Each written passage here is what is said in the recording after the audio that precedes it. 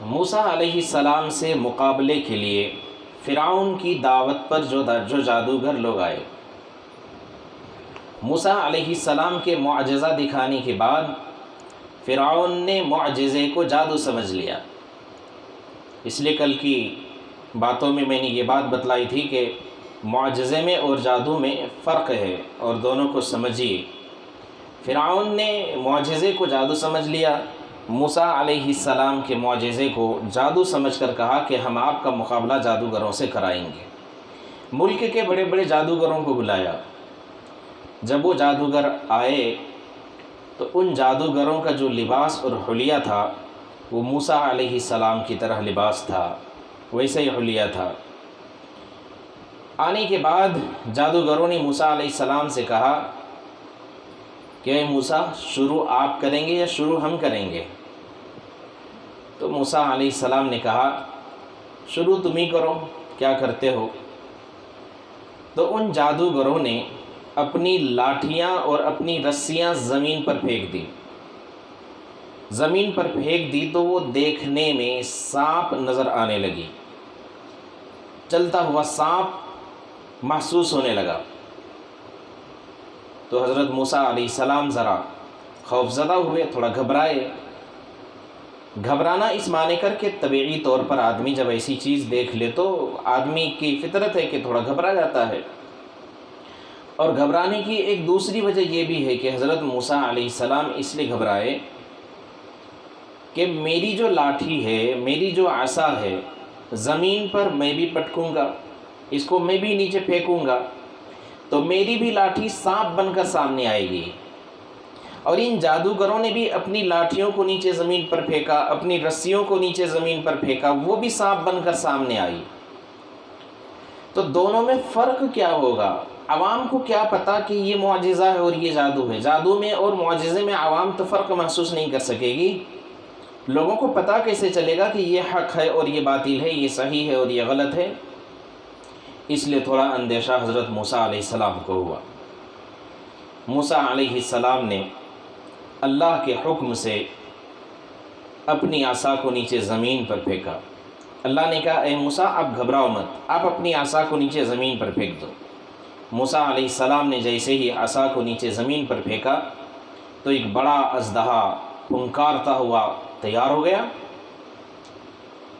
پھر اس کے بعد اس اژدہے نے اپنا منہ کھولا تو ان جادوگروں نے جتنا جادو کا سانپ بنایا تھا نا، منہ کھول کر کے جو بڑا سانس لیا نا سانپ نے، وہ سارا جادو لپٹ کر موسیٰ علیہ السلام کے بنائے ہوئے اژدہے کے اندر گھس گیا۔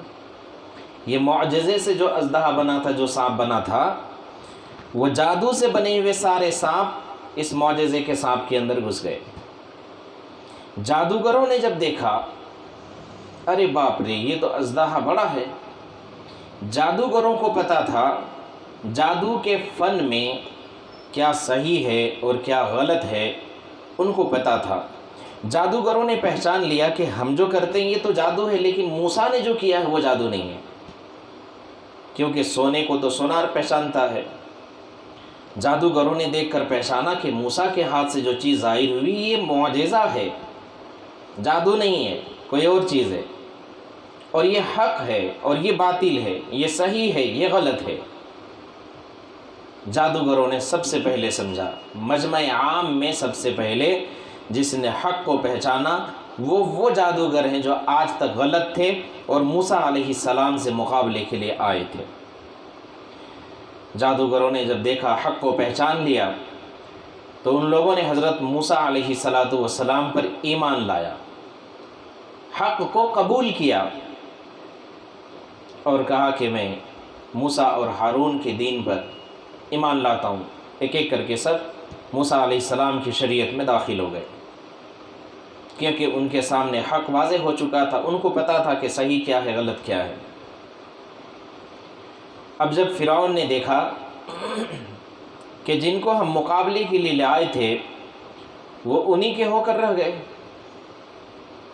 تو اب دھمکی دی۔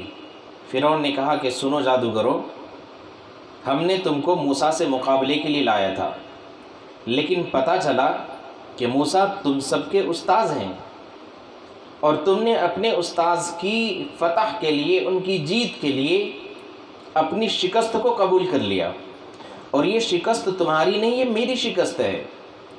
اب میں اسی صورت میں تمہیں بخشوں گا نہیں، تمہارے ایک سائیڈ کا ہاتھ ایک سائیڈ کا پیر کٹ کروں گا۔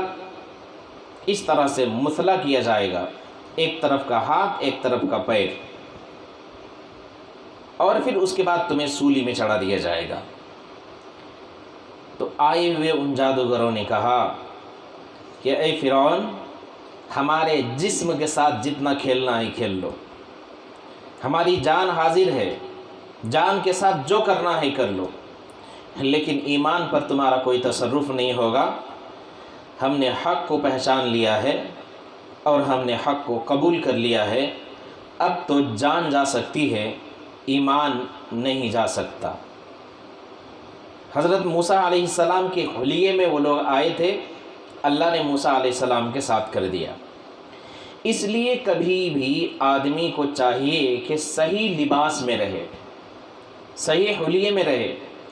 لو بھڑوں کا اگر حلیہ آدمی اختیار کرے، لو بھڑوں کا اگر ڈریس اور کپڑے پسند کرے، تو اس سے لو بھڑوں جیسی ہی ادا ہوگی، لو بھڑوں جیسا ہی آدمی کام کرے گا۔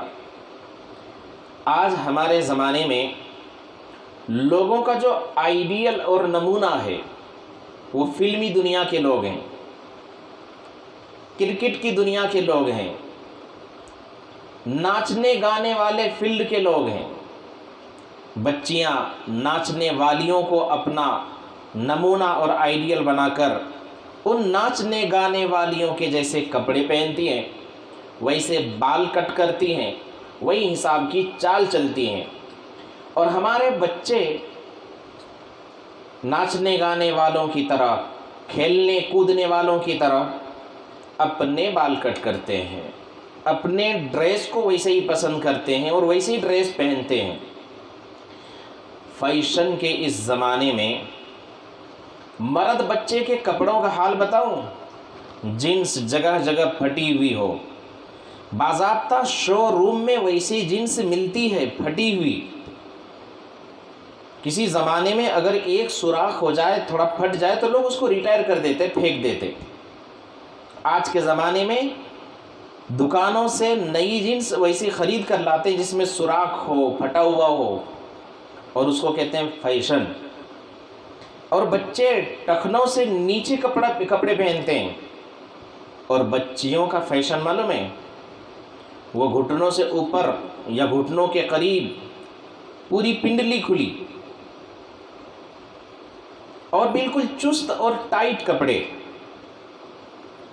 نبی کریم صلی اللہ علیہ وسلم نے فرمایا کہ قیامت کے قریب آخری زمانے میں لوگ ایسے کپڑے پہنیں گے کہ کپڑے کا پہننا اور نہ پہننا دو بھی برابر، اس لحاظ سے کہ کپڑے اتنے چست اور ٹائٹ ہوں گے کہ بدن کی ساخت باہر سے نظر آئے گی، اونچ نیچ، اتار چڑھاؤ، ابھار پن، یہ ساری چیزیں باہر سے ظاہر ہوں گی۔ یا کپڑے اتنے باریک ہوں گے کہ آدمی کا کپڑا پہننا نہ پہننا دو بھی برابر، بالکل باریک کپڑے۔ آج وہی ہوتا ہے، بچیاں باریک کپڑے پسند کرتی ہیں، چست اور ٹائٹ کپڑے پسند کرتی ہیں، اور سائز بھی چھوٹے ہو گئے، چھوٹے چھوٹے کپڑے پہن کر بچیاں باہر آتی ہیں، ایسا لگتا ہے کہ کسی چھوٹی بہن کا کپڑا پہن کر باہر نکل آئی ہوں۔ جبکہ چاہیے یہ کہ مرد حضرات ٹخنے سے اوپر کپڑے رکھیں اور بچیاں ٹخنے سے نیچے کپڑے رکھیں، لیکن ٹخنے کا تو کوئی تصور ہی نہیں ہے۔ ایک مرد آئے گا نا، پورا کوٹ بوٹ پہن کر کے، پورا بن ٹھن کر کے، پورا بدن ڈھکا ہوا رہے گا، خالی ہتھیلیاں دکھیں گی اور چہرہ اور نیچے کا قدم، یہ ایک مرد کا لباس ہے۔ اور عورتوں کا لباس آستین ہاف، اور آج کل ایسے بھی کپڑے ہیں کہ جس کی آستین ہی نہیں ہے، وہ آستین غائب، کپڑا چھوٹا، چست، باریک، نیچے سے بھی چھوٹا، یہ بچیوں کے کپڑے۔ مرد جس کو اتنا پہننے کی ضرورت نہیں، اتنا پہننے کی ضرورت عورتوں کو ہے، بچیوں کو ہے۔ آج بچیاں بالکل مختصر سے مختصر کپڑے پہننے لگی، آخر ان کا آئیڈیل کون ہے؟ یہ نمونہ کس کو بنا رہی ہیں؟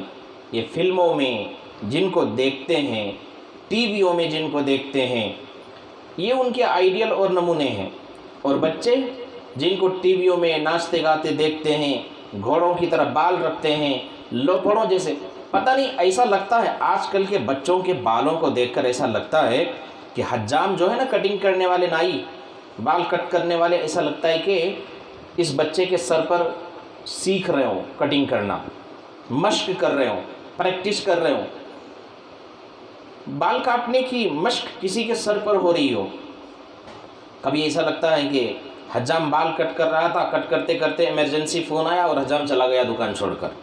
ایسے لوفڑوں جیسے سائیڈ کی کٹنگ ایسی ہوتی ہے، بالکل اس پر 0 نمبر کی مشین چلتی ہے اور بیچ میں بڑے بڑے لوفڑوں جیسے بال ہوتے ہیں۔ شاید کہ آپ کے گھروں میں بھی بچے ایسے بال کٹ کرا کے آتے ہوں، ان کو بتاؤ کہ یہ اللہ کے نبی صلی اللہ علیہ وسلم کا طریقہ نہیں ہے۔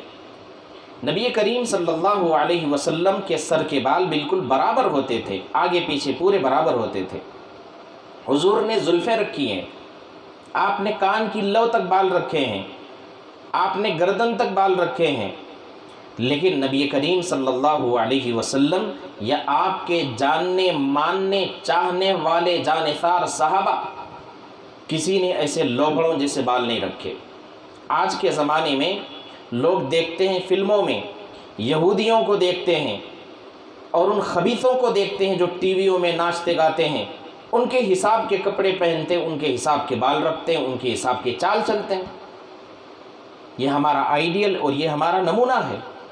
اللہ تعالیٰ نے قرآن کے اندر فرمایا، لَقَدْ كَانَ لَكُمْ فِي رَسُولِ اللَّهِ أُسْوَةٌ حَسَنَةٌ۔ اللہ نے کہا کہ ہم نے تمہارے آئیڈیل کے لیے، تمہارے نمونے کے لیے، تمہارے زندگی گزارنے کے طریقے کو سیکھنے کے لیے اپنے رسول کو بھیجا ہے۔ ہم اپنے رسول کو دیکھیں، اپنے رسول کے خاندان کو دیکھیں، صحابہ کرام کو دیکھیں، اللہ والوں کو دیکھیں کہ ان کے چلنے کا طریقہ کیا ہے۔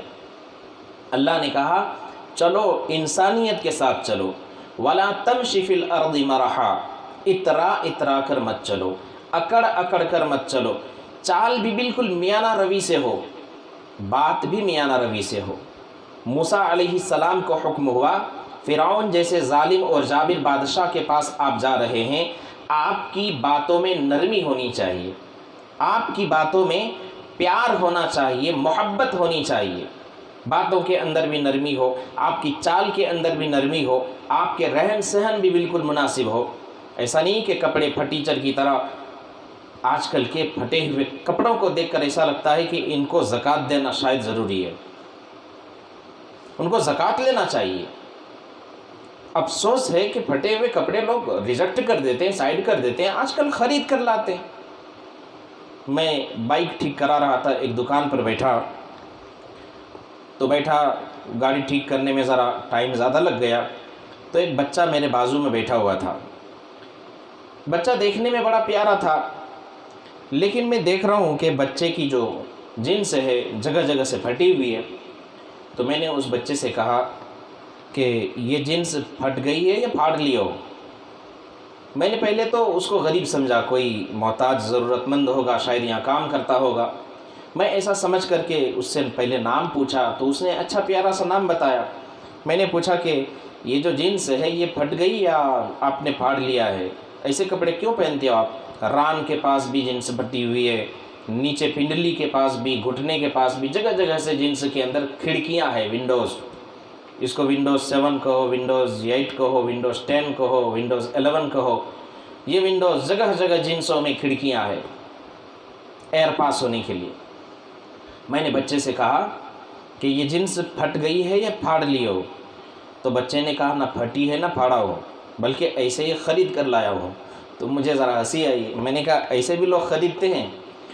تو اس بچے نے ایک بات بتائی، کہا کہ مول صاحب آپ کو پتہ نہیں ہے، جو اچھی جنس ہوتی ہے نا، جس میں کوئی سوراخ نہ ہو، کٹا پھٹا نہ ہو، اس سے زیادہ مہنگی یہ جنس بکتی ہے۔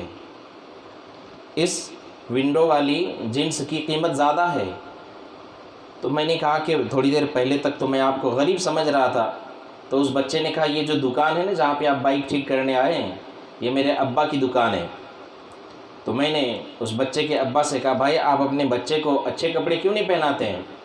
تو بچے کے ابا نے کہا کہ مول صاحب میں کیا کروں، میرا بچہ ہی خود پسند کر کے لیا ہے۔